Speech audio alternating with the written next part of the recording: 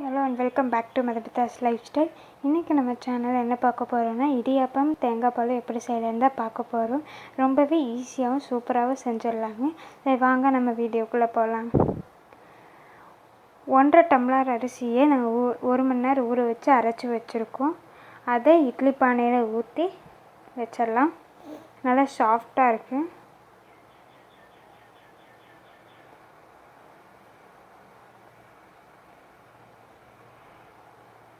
அதை ஊற்றி மூடி போட்டு வச்சிடலாம்.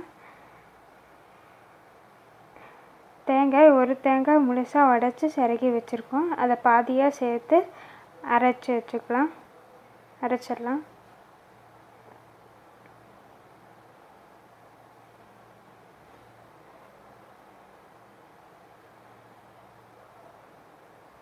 கொஞ்சமாக தண்ணி ஊற்றி அரைச்சிக்கோங்க.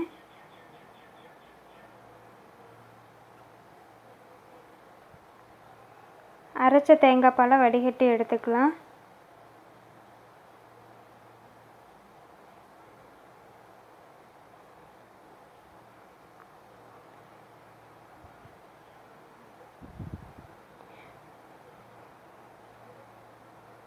வடிகட்டின தேங்காய் பாலை 1/2 கப் சர்க்கரையை போட்டுக்கலாம்.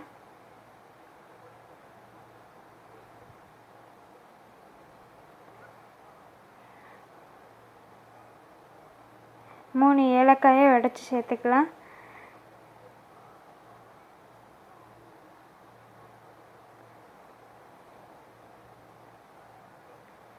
அதை சேர்த்து நல்லா கலக்கி விட்டுக்கோங்க.